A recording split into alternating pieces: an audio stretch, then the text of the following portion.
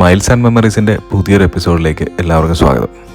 ഇന്ന് നമ്മൾ എത്തിച്ചേർന്നിരിക്കുന്നത് സ്വിറ്റ്സർലാൻഡിൻ്റെ തലസ്ഥാനമായ ബേൺ എന്ന അതിമനോഹരവും അതിപുരാതനവുമായ ഒരു സിറ്റിയിലാണ്.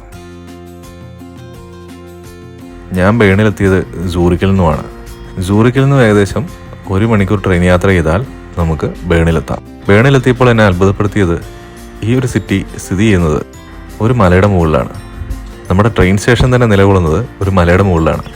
ഞാനിപ്പോൾ പതുക്കെ ട്രെയിൻ സ്റ്റേഷനിൽ നിന്ന് ഇറങ്ങി ഇവിടുത്തെ പുരാതനമായ നഗരം ഒന്ന് കാണുവാനായിട്ടുള്ള ശ്രമത്തിലാണ്.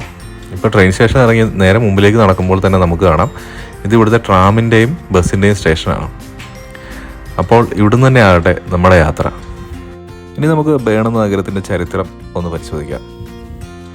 1191 ഡ്യൂക്ക് ബെർച്ചോൾഡ് എന്ന രാജാവ് ഈ നഗരം സ്ഥാപിച്ചു എന്നാണ് കണക്കാക്കപ്പെടുന്നത്. ഈ നഗരം സ്ഥാപിക്കുമ്പോൾ അദ്ദേഹത്തിന് ഈ നഗരത്തിനിടാൻ ഒരു പേര് വേണമായിരുന്നു. വളരെയധികം ആലോചിച്ചിട്ടും അദ്ദേഹത്തിന് ഒരു പേരൊന്നും അദ്ദേഹത്തിന് മനസ്സിൽ വന്നില്ല. അതിനുശേഷം അദ്ദേഹം പറയുകയുണ്ടായി, ഞാൻ ആദ്യമായിട്ട് വേട്ടയാടുന്ന മൃഗം ഏതാണോ അതിൻ്റെ പേരാണ് ഈ നഗരത്തിനിടുക എന്നാണ്. ഒടുവിൽ അദ്ദേഹം വേട്ടയാടി കിട്ടിയത് കരടിയാണ്. അങ്ങനെ ബാർ എന്ന ജർമ്മൻ വാക്കിൽ നിന്നാണ് ബേൺ എന്ന വാക്ക് ഉണ്ടായത്. അതായത് ഒരു കരടിയുടെ പേരിൽ നിന്നാണ് ബേൺ എന്ന പേരുണ്ടായത്. അതിനാൽ ഇന്ന് ഈ നഗരം കരടിയുടെ നഗരം എന്നാണ് അറിയപ്പെടുന്നത്.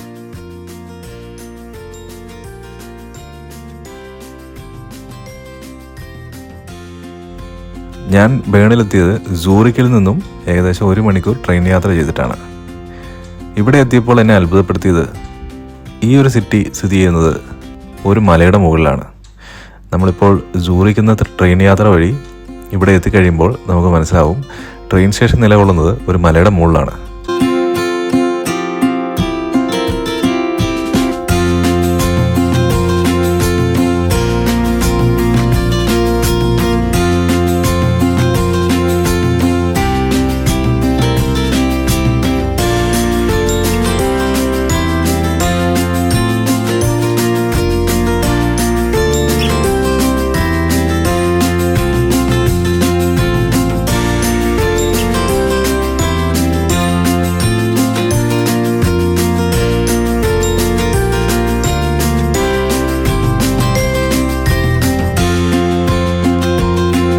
ഇപ്പോൾ ബേണിൻ്റെ ഓൾഡ് സിറ്റിയിലേക്ക് പോവുകയാണ്.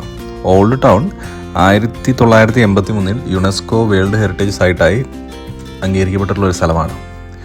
ഈ നഗരം എല്ലാം വളരെയധികം പ്ലാൻ ചെയ്തും അതേപോലെ തന്നെ അത്രയും കൃത്യതയോടും കൂടി ഡിസൈൻ ചെയ്ത ഒരു അത്ഭുതമാണ്. 1405 ഇവിടെ ഒരു വലിയ തീപിടുത്തം ഉണ്ടായപ്പോൾ ഈ നഗരത്തിൻ്റെ ഭൂരിഭാഗം പ്രദേശങ്ങളും കത്തി നശിക്കപ്പെട്ടു.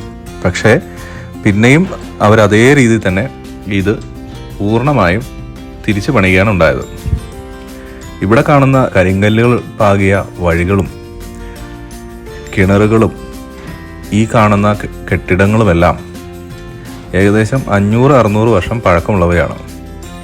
അത് ഇപ്പോഴും അതുപോലെ തന്നെ നിലനിർത്തിയിരിക്കുകയാണ്. നമ്മളിപ്പോൾ കാണുന്നത് ബേണിലെ ഏറ്റവും പ്രശസ്തമായ ക്ലോക്ക് ടവറാണ്. ഇതിനെ ഇവർ പറയുന്നത് സ്വിറ്റ് ഗ്ലോഗി എന്നാണ്.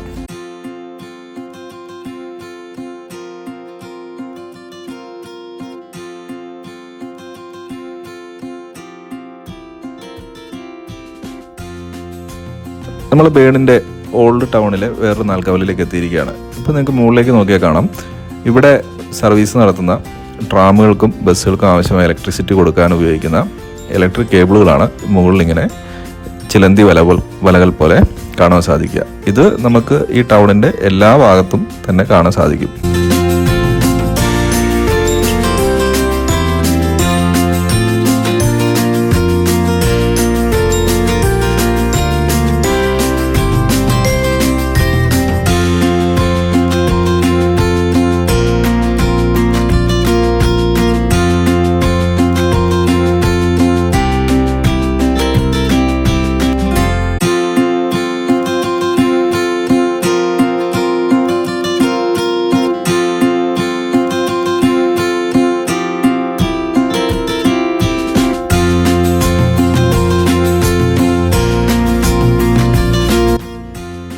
നമ്മൾ നടന്നു പോകുന്ന വഴിയുടെ ഇരുവശത്തും കാണുന്ന ഈ പഴയ ബിൽഡിങ്ങുകളിൽ നിറച്ചും ബ്രാൻഡഡ് വാച്ചുകൾ, അല്ലെന്നുണ്ടെങ്കിൽ ബ്രാൻഡഡ് ചോക്ലേറ്റ്സ്, അതുമല്ലെങ്കിൽ സൂപ്പർ മാർക്കറ്റുകൾ, അതുമല്ലെങ്കിൽ ലക്ഷറി ഐറ്റംസ് മാത്രം വയ്ക്കുന്ന ധാരാളം ഷോപ്പുകൾ എന്നിവയാണുള്ളത്.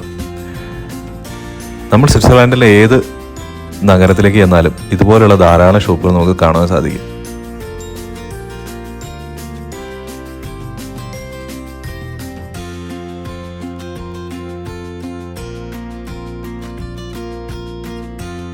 നമ്മളിപ്പോൾ കാണുന്നത് ഒരു ഫൗണ്ടനാണ്. ഈ ഫൗണ്ടനിൽ നിന്ന് വരുന്ന വെള്ളം നമുക്ക് കുടിക്കാൻ സാധിക്കും. സ്വിറ്റ്സർലൻഡിലെ എല്ലാ നഗരങ്ങളിലും ശുദ്ധജലം സുലഭമാണ്. അത് ഇതുപോലെയുള്ള ഫൗണ്ടനുകളിൽ നിന്നാണ് സാധാരണ ആളുകൾ ശേഖരിക്കാറുള്ളത്. സ്വിറ്റ്സർലൻഡിലെത്തുമ്പോൾ നമ്മൾ സാധാരണ മിനറൽ വാട്ടർ മേടിച്ചുകൊണ്ട് പോവുക എന്നുള്ളൊരു ശീലം ഇവിടെ ആർക്കുമില്ല. ഇവിടെയുള്ള പബ്ലിക്കായിട്ടുള്ള ഫൗണ്ടനിൽ നിന്ന് വെള്ളം ശേഖരിച്ച് കുടിക്കുകയാണ് എല്ലാവരും ചെയ്യാറ്.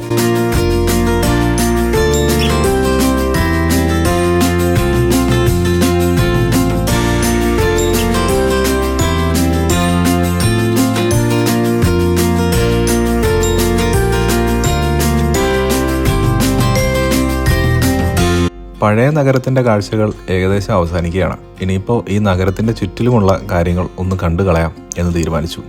ഞാനിപ്പോൾ എത്തിയിരിക്കുന്നത് പഴയ നഗരത്തെ വേറൊരു കരയുമായി ബന്ധിപ്പിക്കുന്ന ഒരു പാലത്തിലാണ് നിൽക്കുന്നത്. ഇവിടെ നിന്ന് നോക്കിയാൽ ബേണിൻ്റെ പഴയ നഗരത്തിൻ്റെ കാഴ്ചകളും മറുകരയിലുള്ള അതിവിശാലമായ ഭൂപ്രകൃതിയും നമുക്ക് കാണുവാൻ സാധിക്കും. ഇത് ആരെ നദിയുടെ കുറുകെ പണിത ഒരു പാലമാണ്. പാലത്തിലൂടെ ട്രാമുകളും ബസ്സുകളും സൈക്കിളുകളും ധാരാളം പോകുന്നത് നമുക്ക് കാണാം.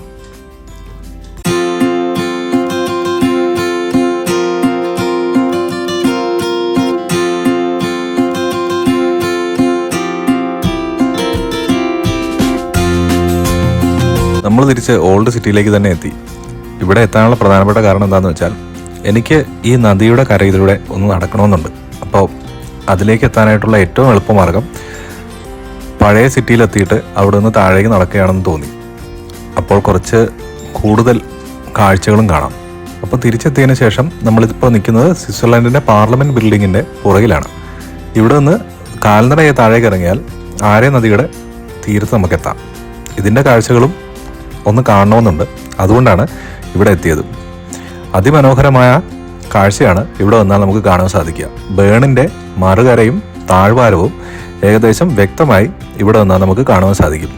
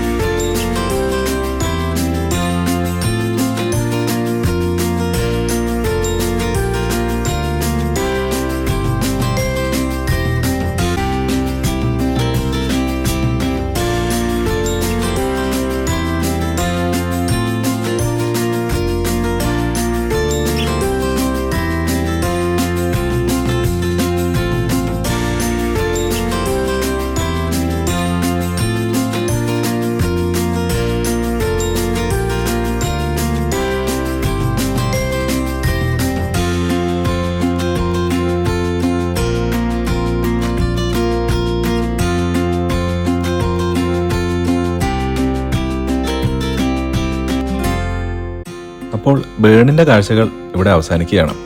ഏകദേശം 800 വർഷത്തെ ചരിത്രമുള്ള ഒരു പഴയ സിറ്റിയും അതിൻ്റെ ചുറ്റുവട്ടവും നിങ്ങൾക്ക് ഇഷ്ടപ്പെട്ടു എന്ന് വിചാരിക്കുകയാണ്. അപ്പോൾ വീണ്ടും പുതിയൊരു എപ്പിസോഡുമായി കാണുന്നതുവരെ നമുക്ക് യാത്രകൾ തുടരാം, ഓർമ്മകളായി ഓർക്കാം. നന്ദി, നമസ്കാരം.